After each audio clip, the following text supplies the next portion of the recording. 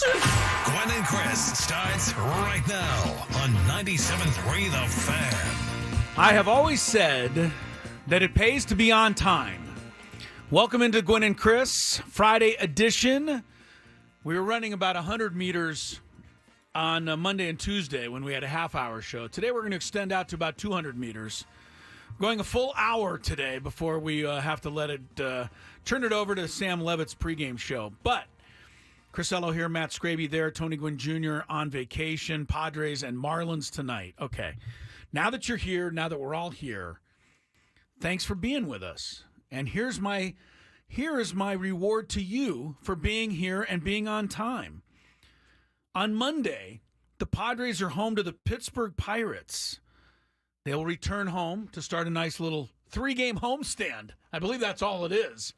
They play the Pirates next Monday, Tuesday, Wednesday, then they go back to Colorado. But Monday night, the first 40,000 fans, and I'm telling you, they're going to be 40,000 at least, on Monday, are going to get to take home a 1999 Tony Gwynn Henley jersey. I don't really know what the Henley thing, but it looks just like the road uniform that Tony himself wore in the 1998 World Series. The visiting uniforms that the Padres wore in the 98 series. Oh, a Henley shirt is a collarless pullover shirt characterized by a round neckline. There you go. Yeah, there you go. But it's a replica, really, of what. Oh, we've already got callers, Chris. You better. Well, you're going to have to hang up on them. You better disclaimer. Yeah, I will. Don't. If you're calling now, Scraby's just going to hang up on you. So Boom. You might as well wait a minute. But the jerseys are presented by Serve Pro. The giveaway celebrates the 25th anniversary of Tony's 3,000th career hit. And the jersey is available in 5 different sizes while supplies last. Do they have my size? I doubt it. Oh, too small now, right? Yeah, right. You're too skinny. Yeah, you can't fit into any of these. Anyway, how about I give you a couple of tickets to the game? Monday night to go see the Padres play the Pirates and go get yourself a free Tony Gwynn Henley jersey presented by Serve Pro. And that is Monday night's game. We're going to give 2 tickets away right now to open the show because you were on time. First person with the correct answer to call in to this question. And here's the question. And don't start calling in yet because until I give you the question and say it's all right to call, Scraby's not going to answer your call anyway. It's locked. So you're not going to get in ahead of anybody. So wait for the question. Here's a little background to the question.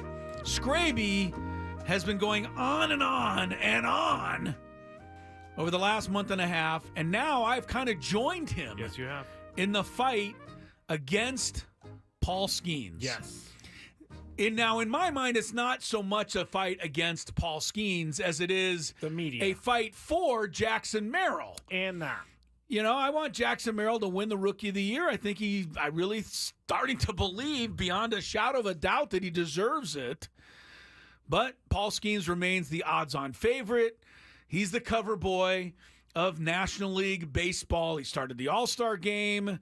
He is the Travis Kelce of Major League Baseball, which is saying something. I feel bad because Paul Skeens is doing nothing. He's not seeking this. He's just trying to go out there and be a guy and pitch his games. But yeah, it's not happening. He's not seeking the spotlight. He's the media getting the spotlight. Is forcing him into it. So Paul Skeens is the guy that Jackson Merrill and everybody else is going to have to beat to win the Rookie of the Year award.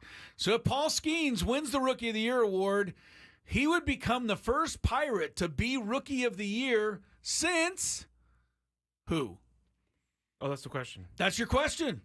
Paul Skeens wins Rookie of the Year this year. He would be the first Pirate to be named Rookie of the Year since who?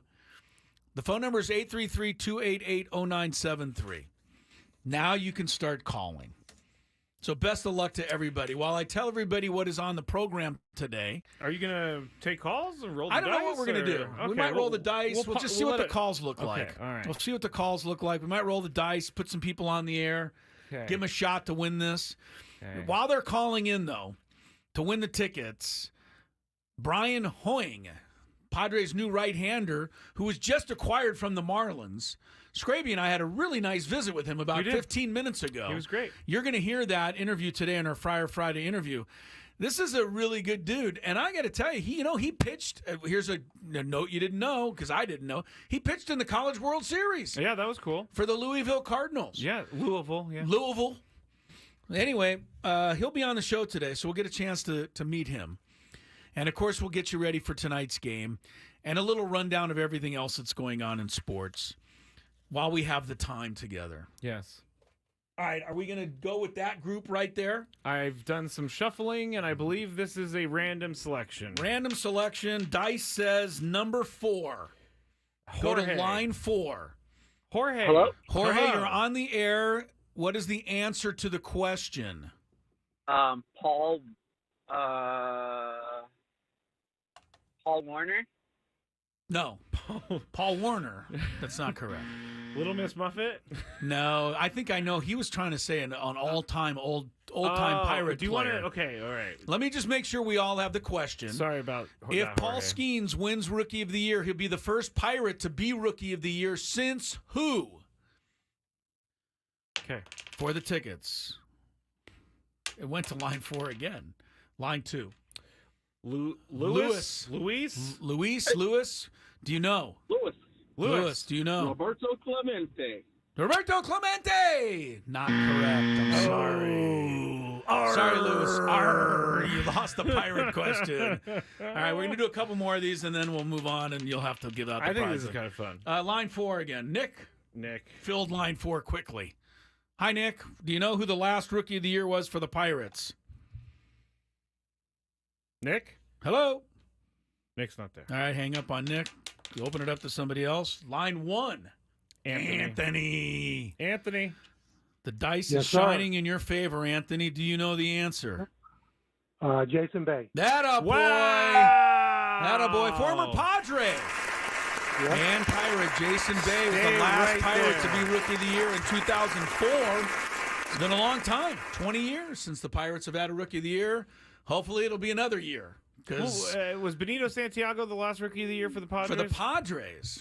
That's a good question. I didn't look that up. So I'm not sure. No, well, Will Myers wasn't a rookie with the Padres. No, Will Myers was not a rookie with the Padres. When did Jason Bay play for the Padres? Did he ever play like an actual game with the Padres? Oh, yeah. No, Jason Bay was a Padre to be sure. Wow, I didn't know that. Yeah. For, a little while. He didn't. I think he was better with the Pirates than he was with the Padres. He was. And then he went to the Red Sox. Jason Bay. Let's see. Rookie of the Year, 2004. You know what? I take this all back. He played 3 games with the Padres. Really? Well, that is... At the beginning of his career. Okay. And then he was traded to the Pirates, where he went on to win Rookie of the Year. Ooh. So it's a typical Padre trade back in those days. That's pretty bad. We trade Jason Bay. He goes on and wins Rookie of the Year with his Pirates. new team. Yeah. For the Pirates. Oh man, this is really going to be a throwback. Who did the Padres get in order to give up the future Rookie of the Year? This is a good question. They got Oliver Perez, a pitcher, and Brian Giles. Brian Giles did pretty well for the Padres, I must say. But Jason Bay was a Rookie of the Year for the Pirates. That was a good question because I had no idea. Anthony, you got it. You're going to get to go to see Jason Bay's two former teams. Yes. The Padres and Pirates play Monday night. Very good. Job. All right. Everybody else can stop calling now. Oh, they won't. People, they just keep calling forever, don't they? They just never. They think maybe he'll change his mind and come up with another pair of tickets. I've in therapy, Chris. Brought this up before. Really? I've you want to understand the mindset that goes along with this? No. I want to understand why it makes me angry. Oh, that people keep calling? Because it's a me problem. It's not a them problem. It's a me problem. So we're unpacking that in therapy. You're really still doing that? Yes. This next session will probably finish up, and I still won't feel better about it. I got to be honest. Do you even have enough sessions? Are there enough on Earth available to fix everything that's wrong with you? Every 2 weeks, Chris. Okay? Really? Yes, I do. That's good. Everybody should go. I believe. Honestly, therapy is like when the car, you're operating the car. Yes. needs oil once in a while. Of course. Therapy is oil. Therapy is That's how I look at it. I That's think really, I'm being honest. there's nothing wrong with going to therapy Little because therapy's there's good. nothing better than telling a stranger who has no interest in anything your problems, and then they tell you whether or not you're being crazy or I shouldn't use the word crazy. I'm sorry. You're not. They tell you whether or not that you should be angry or not. It's good to have somebody just listen sometimes. Yes. Benito was the last Padre, by the way, 1987 to win Rookie of the Year. Butch Metzger, 1976, shared the award with Pat Zachary. And as far as I can tell, those are the only two Padres that have ever been named Rookie of the Year. Unless I'm just missing somebody. Well, we got here. one more coming. Hopefully we have one more coming with in 2024 with Jackson Merrill. By the way, just a little Rookie of the Year trivia. From 1992 to 1996, the Dodgers won the Rookie of the Year every year. Really? 5 years in a row. That's unfortunate. That's pretty crazy. That's unfortunate. Yeah. Eric Karros, Mike Piazza, Raul Mondesi, Hideo Nomo, and Todd Hollandsworth. Chris, how many World Series did they win? In that stretch? Yeah. 0. Okay. There you go. You made me answer that question just to stick it to all the Dodger fans out there. Yeah. All right. Well, the Padres might be winning their first World Series this year. The way they're playing right now, huh, Scrape? 14-2. And steamrolling into Miami for the first game of this series tonight, coming off a sweep of the Pirates and doing it in dramatic fashion with comeback wins, both on Wednesday and yesterday. Both games they trailed going into the ninth inning. Both games they came back. The Padres now have, count 'em, Scraby, 28 comeback victories this year. That's a lot. That's a lot a more than I ton. thought. That's a ton. 28 comeback victories this year. And Jackson Merrill, who was the hero of the Wednesday game, Yes. is the only player in baseball who's hit 3 or more tying or walk-off home runs in the ninth inning this year. He's done it 3 times this year. Expanding Another upon that. reason to give him the Rookie of the Year. Expanding upon that, he's the first player ever to do that 21 years or younger. Okay. I don't know if he's the first. No, let me go back to Sarah Lang's tweet then. Because I think he's one of the few in the here we last go. 50 years who has done it. Jackson Merrill, this is from Sarah Lang. She's always right. She's good. She's good. Jackson Merrill is the first player with multiple multi-homer games that also included a game-tying or go-ahead home run in the ninth or later at age 21 or younger. Multi-home run game. Yeah, I had a little bit different. There you were, a little different. Yeah. But look, Jackson Merrill's been incredible. We talked about it almost all exclusively on the show yesterday. And again, it's not trying to stick it to Paul Skeens because he's been his own thing, but and I'm trying not to believe that I'm only saying this because we're in San Diego. I honestly think Merrill's the guy that deserves the award. But I think I we'll said see this how last that night. goes. If I believe that Paul Skeens should win the award, I would say Paul Skeens should win the award. But Nah, I don't think you would. no, I would because Jackson Merrill has done think you would. much. When I have random family or friends from across the country asking who is this Jackson Merrill guy, I know that he's pretty good. Here's the thing that's even better about Jackson Merrill, and we all learned it last Friday if you heard our interview with him. And if you missed our interview with him last Friday, that's a cool thing. You can still go back and listen to it anytime you want. He was so good. Go to 973thefansd.com or Odyssey app and, call up our interview with Jackson Merrill, myself, Tony, Scraby, last Friday. But the thing about him is that he's doing everything the right way. Mm-hmm. And that actually sticks out in this day and age. In this day and age of, hey, look at me, Jackson Merrill is a throwback to the era when athletes said, no, look at all of us. When he had 2 home runs the other night, the first thing he said was, what a great comeback we had. Yeah. We had. Yeah. Not I had, we had. No, that's why I love the guy. This is a guy who respects the game. He reveres the game. And he's also playing with a lot of little kid in him out there. He has a lot of fun. He's got a smile on his face. He does things the right way. He plays the game the right way. He respects the game. I mean, all of this should go into consideration. I don't know that it will, but it goes into my consideration as far as how much I really have started to. I mean, I liked them before. But the last month or so, he's just taken me to another level. Yeah. So, anyway, I just to be Go. get the credit for this, Chris. I've been on his team since spring training. So. I know. And you're the one that said that the Padres are going to catch the Dodgers in the West. I did. So, just a recap here. Scraby is the guy who says everything before it happens. No, Let's not just everything. know that. And he's also the defending champion in our fantasy football league. I am. Thank you. He officially changed his name to The Champ is Here. Thank you. So we have to look at it all year long. Thank you. Basically, again, you need constant. No, I do not. You need constant no, I do coddling. Not. Evidently. I do not. I just never win the fantasy football league, and I know it irks you that my name is Champ is Here. Yes, it That's does. basically the reason that I'm doing it. Yes, Chris. well, I'm going to wipe that name right off your. Oh, yeah, you're going to win the league this year? Yes. Okay. I'm winning the league this year, and my team name next year will be Scraby is no longer the champ. It's too long. That will be my team name next year. Okay. I hope that you win just so you get the Just so I can satisfaction do of doing that. All right. I hope you're right. When we come back, do the Padres have in their midst another postseason award winner?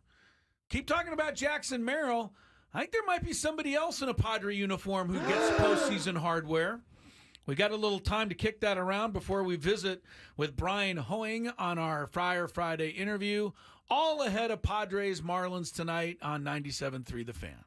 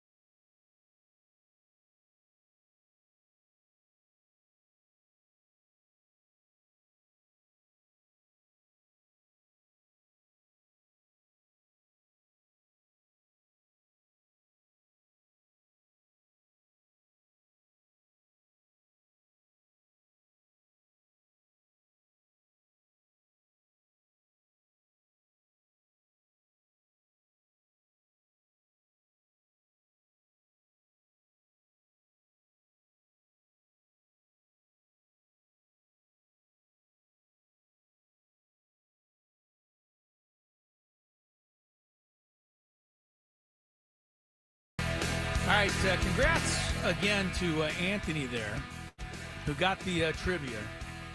And he's going to get to go see the Padres take on the Pirates Monday night. Better yet, he's going to get himself a Tony Gwynn jersey, Henley jersey, one of 40,000 that will be given away Monday night before the Padres take on the Pirates. Pirates are in Los Angeles this weekend trying to cause havoc for the Dodgers. Yeah. And I know the Pirates didn't look very good against us the last few days, but just to throw this out there, the Pirates are pitching their two best pitchers here to start this L.A. series. They're going to have Mitch Keller tonight and the famous Paul Skeens tomorrow night pitching in L.A. I will be watching that because I am interested to see how he does against Shohei, and I know that they faced off already this year. Shohei took him deep after he struck him out, so that's a good little matchup. Didn't they face off? No. Dumb. Stupid. What? I almost said, didn't they face off in the All-Star game? That's a Scraby comment. That was a Scraby comment, but I held up. Good. It's like a check swing. Okay. And they appealed down the third, and I did not go around. Symbol. I did not go around. Here's the thing. Mike Shildt managed a lousy game yesterday, and I mentioned this a couple of times yesterday. I think the Padres were lucky to win that ball game. I definitely would have taken Matsui out. I would have not allowed him to face a right-handed hitter there when I had Jason Adam up in the bullpen and fresh and throwing. But I think Shildt, looked past what, the strategy should have been there. Jason Bay. Joey Bart. Yes. Same initials. Joey Bart hit a 2-run homer off Matsui, almost cost the Padres the game. And then I thought in the ninth inning, a bunt was in order from Peralta once the first two runners got on. I would have bunted the tying run to third and the go-ahead run to second. But again, that all worked out in the end because the guy, O'Neal Cruz made an error. He doesn't make an error, the Padres lose the game. And I think Shildt honestly has some questions to answer. On the dog walk this morning, I was stopped by a neighbor. Yeah. And we were talking about that comment that you made about if he doesn't throw it away, they're lucky. Or if he doesn't throw it away, the game is over and the Pirates win, and the Padres got lucky. It's true. He wanted me to specifically tell you that winning teams need luck, and it does not matter how the games go. But I followed it up with, you said it. I said that yesterday. Yes, I did follow it up. I said that. To win 14 out of 16 games, you have to have a certain amount of luck. Manny Machado said the same thing in the paper today. He said sometimes you got to have a bounce or two go your way. That's how you win 14 out of 16 in the big league. But I feel like people make the win lesser because you say, "Oh, they got lucky." Oh, it doesn't make anything lesser. Give me a break. You lose games that you should win. You win a couple you should lose. Okay. And I've always believed that. I remember Dick Vermeil, the crying Dick Vermeil, when he was way back when coaching the Eagles. They got into the playoffs one time in a season where they got the fumble at the Meadowlands. Do you remember that? Where they handed off and Herman Edwards picked it up and ran in for the touchdown. The game was over. Yeah. And Dick Vermeil looked at his team after they qualified for the playoffs by one game that year, and he said, "Hey, guys, we may have won a couple that we should have lost, but we also lost a couple we should have won. We're right where we should be." Okay. And I believe that for the Padres. Yeah. I believe they probably lost a couple on some bad bounces or some plays, and yesterday they got one. But now, I want to go back to why I mentioned Mike Shildt managed a lousy game. Because I'm about to tell you that I think Mike Shildt should be in the running for some postseason hardware, along with Jackson Merrill. Who has done a better job managing this year in the National League than Mike Shildt? Go. I'm not asking you. I'm just saying to you, if you're thinking out there, look at the entire National League. The Phillies, okay, but they're supposed to be great, and they have been. Yeah, he's not. Rob Thompson's not up for it. The one guy I don't know that he's not up for it. I mean, he's having a great season, but the fact that the Phillies are doing great is not a surprise to anybody. The Dodgers certainly aren't good enough to get Dave Robertson consideration this year. I think Pat Murphy with the Brewers, having them on top in the division all year long has been a good bit of work. And I also think the Mets, with the new guy there, Mendoza. Carlos Mendoza. I think after the start they had and the fact that everybody gave up on the Mets, Mendoza. But those, to me, are the only two. What about Torey Lovello? The Diamondbacks were in the World Series last year. I think it's going to be really difficult for him to win it in third place the year after he goes to the World Series. But they're playing. I mean, they're right there, neck and neck. I know they are. Well, look. Nobody's out of it. I mean, except for Bud Black. Oh. I mean, any team could win their last 40 games. I don't know what's going to happen, but as of right now, I think Mike Shildt is right there, neck and neck with those guys for Manager of the Year. The Padres, don't forget, in the minds of the people out there, they slashed their payroll basically in half. They traded Juan Soto, one of the greatest players the game has ever known. A.J. Preller's done a nice job piecing it together. But Mike Shildt has also got the Padres in the position they're in without his number 1 and number 2 starting pitchers. There's not another team in baseball, I don't think, that could stay not only afloat, but be winning without their top 2 pitchers. You maybe can do it without Garrett Cole. You can't do it without Garrett Cole and, the next guy out. Right. I don't think too many teams can. The Phillies maybe could go without Aaron Nola for a while. They couldn't go without Aaron Nola and Zach Wheeler. That's true. The Padres are gone without their top 2 guys. They haven't had Bogarts, and they haven't had Fernando Tatis. I think Mike Shildt is at least in the conversation. I do too. And I'm saying that after just having criticized him and saying he managed lousy Every yesterday. Manager of the Year has a lousy managed game. I'm saying the Padres, I know we look at it from our perspective, so I got to be careful.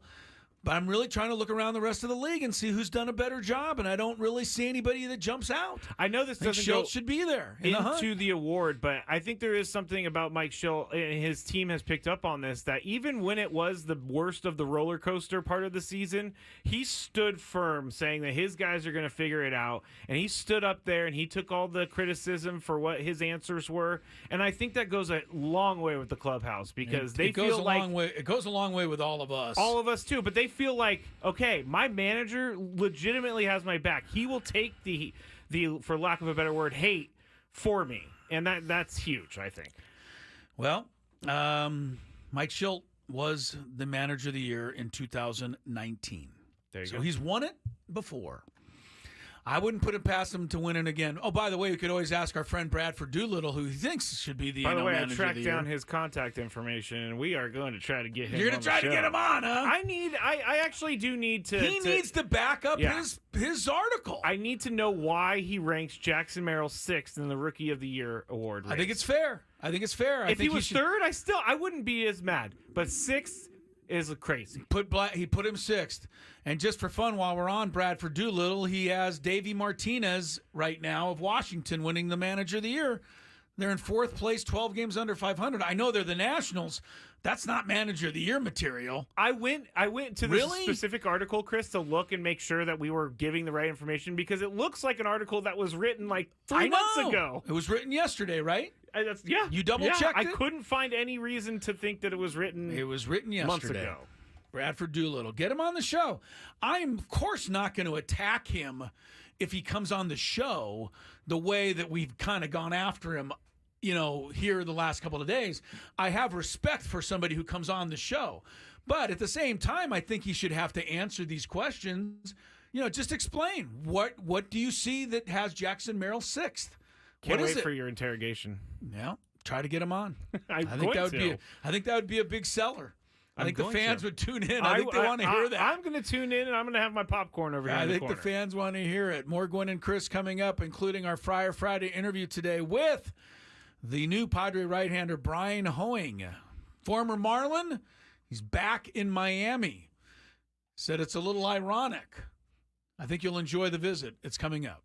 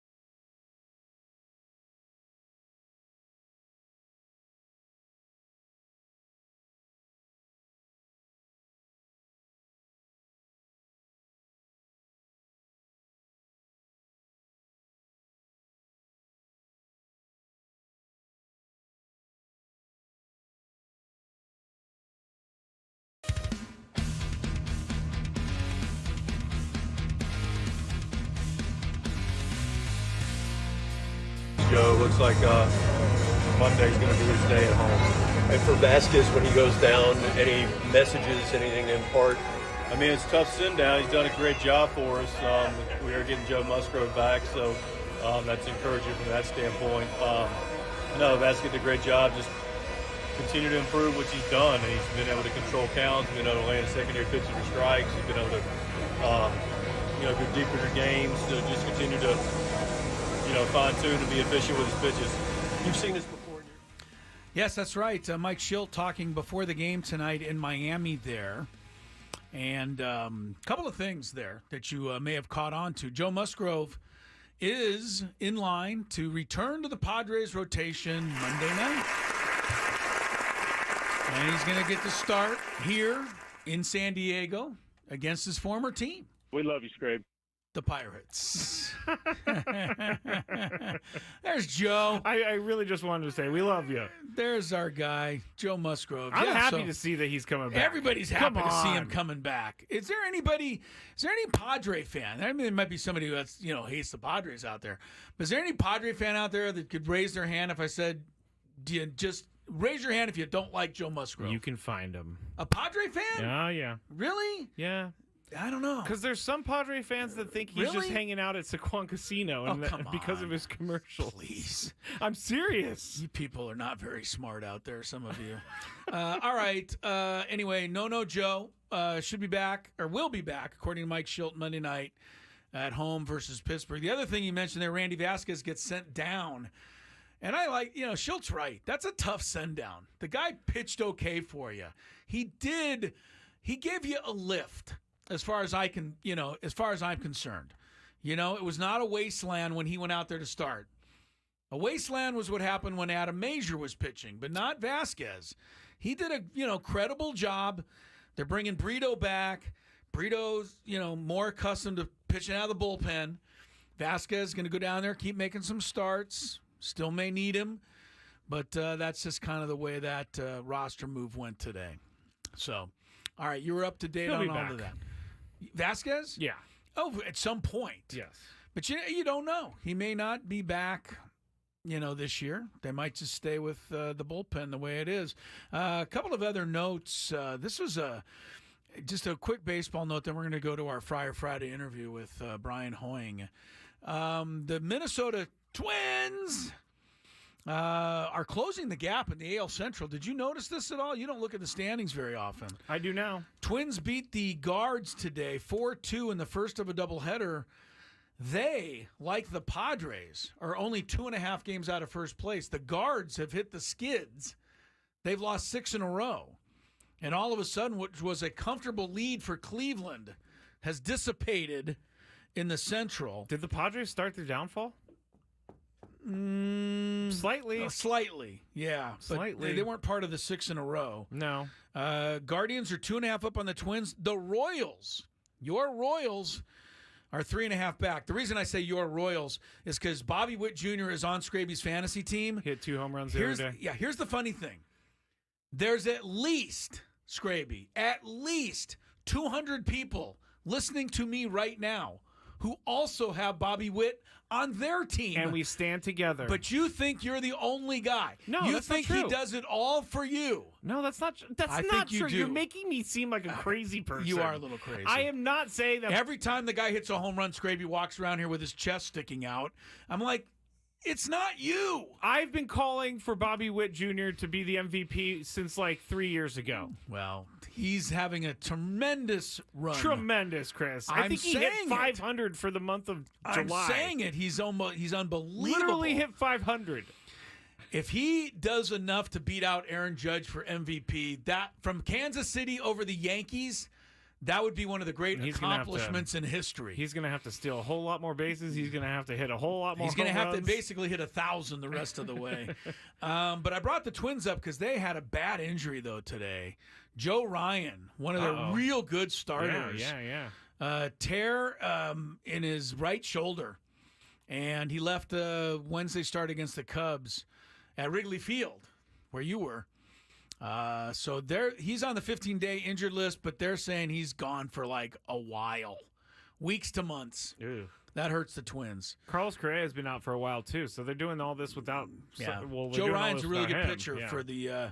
for the Twins. He's 7-7, 3.60 ERA, but those are just number. He's one of their top guys. So big injury for the Twins today. All right, let's get to Bryan Hoeing, who kind of burst on the scene with his performance in Tuesday's rain-delayed game in Pittsburgh. We got to see him pitch. Now let's get to know him on today's interview on Friar Friday. And it is our Friar Friday interview, and this week we visit with new Padres right-hander Bryan Hoeing. Joins us here from Miami, where he was traded from to the Padres, along with Tanner Scott, about 10 days ago. So my first question, Bryan, is how has the last 10 days been for you? What kind of whirlwind has it been for you? It's definitely been a whirlwind, but it's been a good whirlwind. For me, I didn't really expect to get traded. I'm thankful that I did come into an organization like the Padres, first-class organization that prides itself on winning and has a really good culture. So just kind of seeing a different, side of, a team. The guys have been great, welcoming me with open arms. Everybody's been friendly and super helpful. It's kind of ironic that, 10 days later, me and Tanner and even Louis Arise are back in Miami where we all met each other. So it definitely came full circle this weekend. Yes, it did. We're talking to Bryan Hoeing, a Padres relief pitcher here on 97.3 The Fan.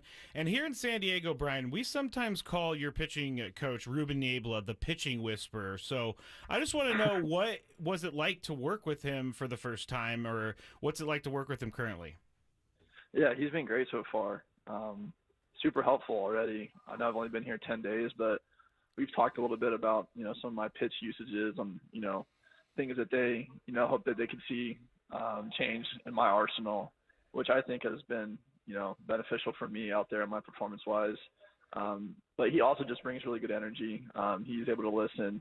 It's not just a one-way street. He wants to hear what we have to say, too, about his thoughts.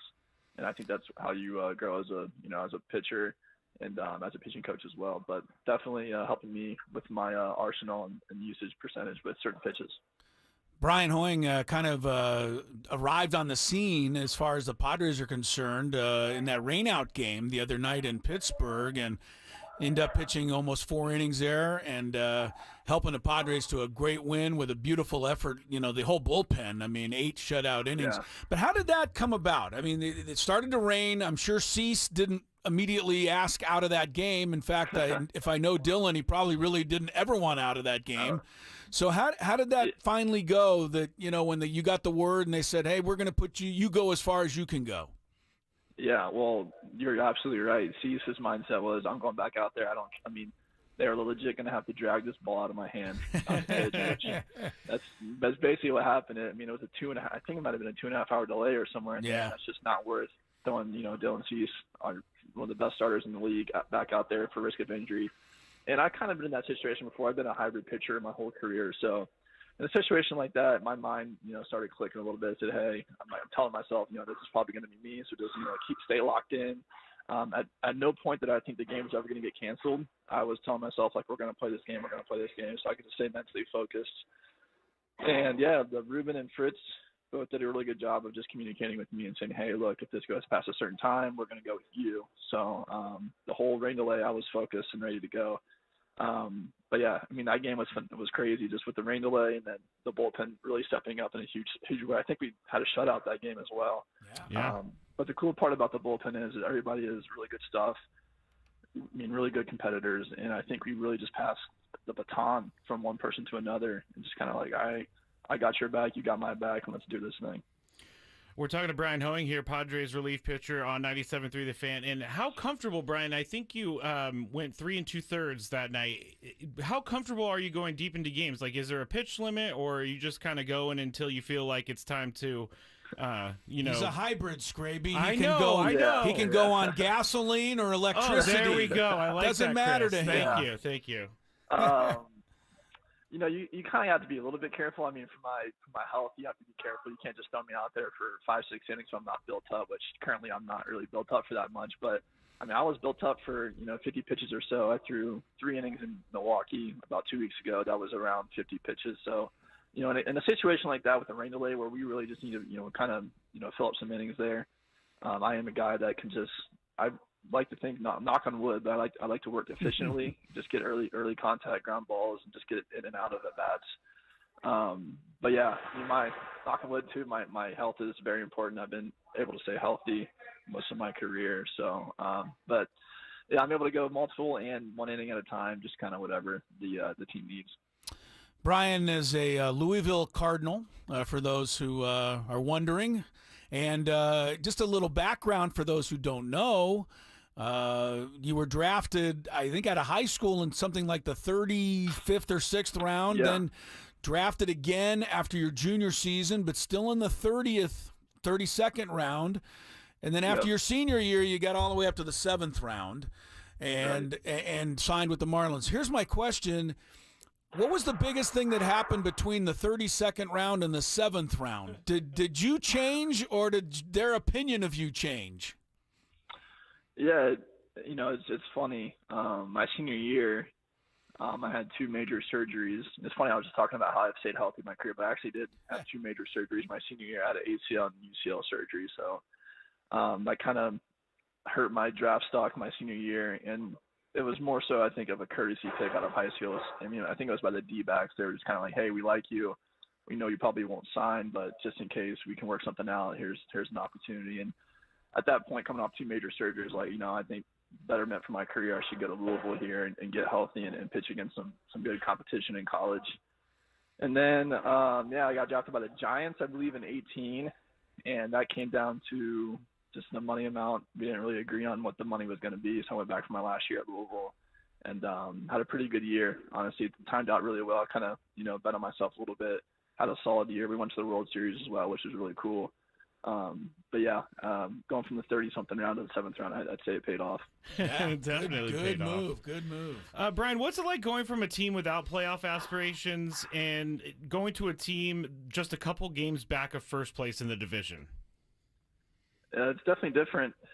In the flip of a switch, you're going from last place in your division to, fighting for the division title and even the wild card spot. So, something to play for. The energy is phenomenal. The guys bring the energy every single day. We know what's at stake here. We want to get to the postseason. Every single baseball player, I think, in the MLB want to get to the postseason. So, I'm fortunate enough. I would say Tanner would say the same thing to. Thankful to get put in this opportunity where we are, kind of controlling our own destiny here as long as we play well throughout the stretch. Hopefully we're playing some October baseball. But yeah, I think that's all we all want to do is pitch in a postseason game with really atmosphere in front of the Padres fans. Yeah, we got some pretty good fans out here, and I'm sure you're probably already realizing that in a short time. Bryan Hoeing is one of the newest Padres. We're going to let you roll here. Just wanted to come full circle. We talked about it being kind of a whirlwind 10 days. Like, how much of San Diego do you even get to see in the short time you've been here? And are you still trying to move in someplace? Has somebody put you up in town? Do you need to rent my garage or what's the situation? Well, hey, I might take you up on that. Okay. No, the staff, TJ, the travel coordinator here, did a phenomenal job of making the whole process very smooth for me. They put me in a hotel, the Omni, right across the stadium. Wow. So I was able to just walk, 30 seconds over the ballpark, which is a very nice commute to work. Yeah. But when I get back, we worked out, a deal with one of the apartments nearby. So I will be in an apartment, but I haven't really gotten to experience San Diego that much. I know it, it offers some really good food and some really nice people and really good weather. So I'm hoping here in the next 2 months or so I can kind of find some time to really enjoy it and get to know San Diego really well. Because I feel like it has some really cool things to offer. Yeah, well, you've got a lot to offer this Padre club, and already we've seen it. We appreciate your time, and wish you a very successful last month and a half here. And I think we will see everybody in October baseball. So, Bryan, welcome to San Diego, and thanks for being on our show today. I appreciate it, guys. Thanks for having me. You bet. Hi, there goes Bryan Hoeing. I hope you enjoyed meeting him, by the way. If he took me up on the offer, my wife has so much stuff in the garage, I think he'd find it rather uncomfortable. I was going to say, does Kylie sleep in the garage? Kylie the dog? The dog? Yeah. Kylie the dog. Let me put it this way, Scraby, I think you know the answer to this. Yes. I'm more likely to sleep in the garage than Kylie the dog is. Kylie has the most expensive bed in the house. Yes, Kylie's not going in the garage. If there's any question, I'm going in the garage. Bryan Hoeing may have needed a like an emotional support dog by being in the garage, so it would work out. Kylie wouldn't provide that. You know our dog. By the way, she's a little spoiled. She's not in the mood to be a support dog for anybody. Okay, so I saw this in the airport, and we have about 10 minutes. Okay, we have time. I saw this in the airport, and it floored me. But someone was in there with a golden retriever, taking the golden retriever on the plane. Yeah. Where does a golden retriever sit on the plane? Emotional support dog. But the golden retriever is huge. Like, that would be like me bringing Lucky on the plane. I think like, you almost where's have to he buy gonna another fit? ticket, I you guess. do. You have to buy two, but well, there you go. Is Lucky just going to sit there with the seatbelt on the entire time? No like, why do you seatbelt. need a... No seatbelt. Lucky doesn't need a seatbelt. But do you think it's kind of crazy that a golden retriever's on a plane? I don't know how else to do it. Look, you know how we are on this show, I think, in general. We're just we're dog lovers. We're dog lovers. We're also people lovers. We also understand that people have needs that maybe you and I don't have. True. So people have allergies that you and I don't have. So I get the fact that there are some people that need a dog to be with them as a support animal. I have no issues with that. But what you're saying a golden retriever, you're saying get a little more a massive dog, airplane friendly. I would drive. Companion. I would drive before I took Lucky on a plane. There's zero chance I would take my 80-pound husky if you're going to golden Alaska retriever or something. mix. I don't know. I mean, I don't know what else to do. I cannot imagine myself trying to corral Lucky for 4 hours on a plane. Right. Well, you thought that was ridiculous. I think this is ridiculous. Jim Harbaugh, the current coach of your Los Angeles Chargers of Anaheim. Jim Harbaugh will be back at Michigan Stadium this year for the Wolverines season opener. The former Michigan coach who led the Wolverines to the national championship last year has accepted an invitation to be the team's honorary captain on August 31st game against Fresno State. Here's why I think this is a little ridiculous. Why? Earlier this week, the NCAA announced a 4-year penalty for Harbaugh. Oh, yeah, that. For impermissible contact with recruits and players while he was cheating his way to a national title. Harbaugh, of course. Can you stop with the cheating? Because everybody has recruitment violations. Everybody cheats. I think you're right. The thing that bothers me the most about Harbaugh is that he is flat out so adamantly against the fact that he could have possibly pushed the envelope at all. Yeah, that is. Yeah. It's the Pete Rose syndrome. Pete Rose had he just come out and said, I bet on baseball. I had a gambling problem. I'm trying to get it fixed. Pete Rose would have been vilified for a while. Do you believe that, though? Yes. He would. I don't think there's any question he'd be in the Hall of Fame. But the fact that he has denied it and did deny it and now finally has come clean to a certain, less than, extent, that's what, to me, has kept him out. Watergate, it wasn't the crime, it was the cover-up.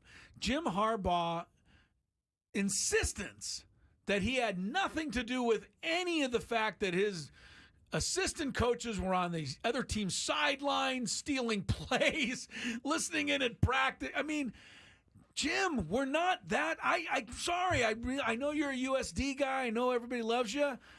But I just can't be that stupid to believe that a head coach at Michigan would just be so much out of the loop that all of these things could happen without his knowledge. Me too.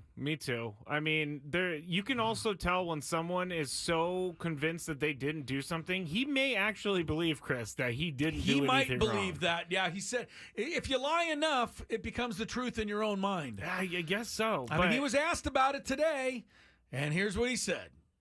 I'm stopping this engagement right there with commenting. That's it. He's not going to talk about it anymore. He's not going to say anything. He's going to hide behind the fact that, I really didn't do anything wrong, etc. And I'm going to go on and I'm the coach of the Chargers now. These things always, the truth always comes out at some point. So we'll know one day. And what if he's actually telling the truth? I don't believe that, but you never know.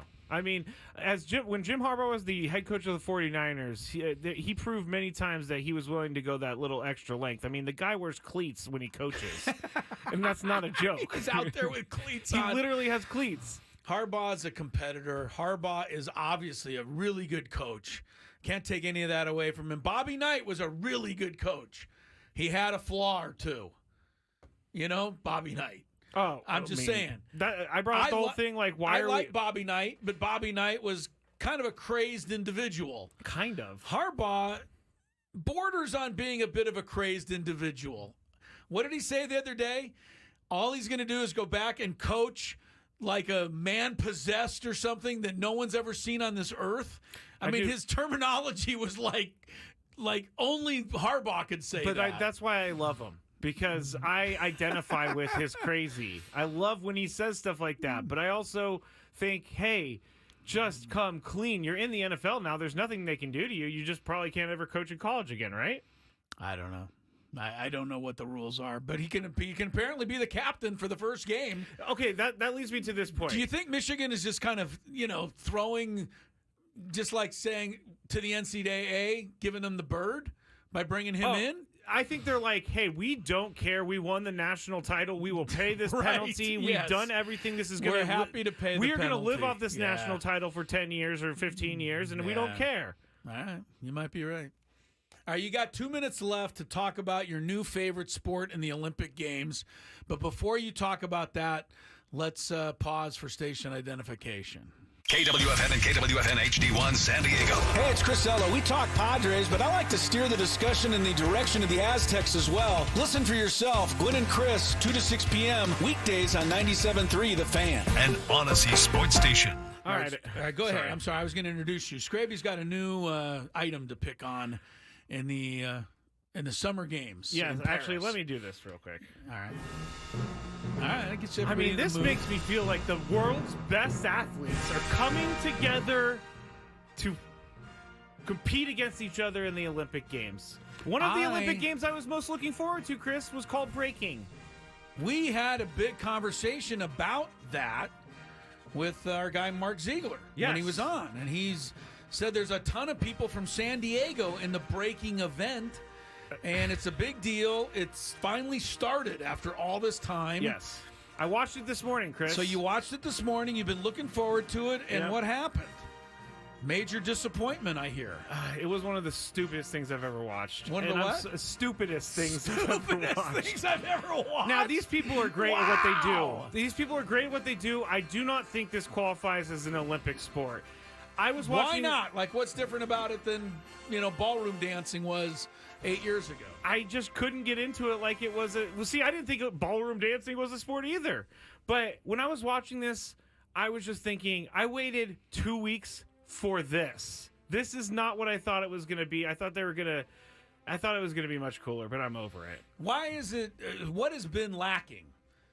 Like Sam Levitt, the breaking expert that he is. Yes. And anybody who's seen Sam Levitt, one of the coolest street guys on the planet. We should bring him in. He's outside the studio. I want to get him to stick up for himself. But Sam Levitt said that these breakers that he watched in the Olympics weren't half as good as the guys he used to see on his street corner in Manhattan where he grew up. He did say this. So he's obviously a judge of this stuff. I think the atmosphere was the problem because they were trying to make it this cool breaking atmosphere. I just didn't get into it, and Maria agrees with me. Breakdancing was just cringy. Katrina agrees with me on that too. Really? So I should not. Go you out need of to my watch way. it for your own. Good. I was looking forward to it.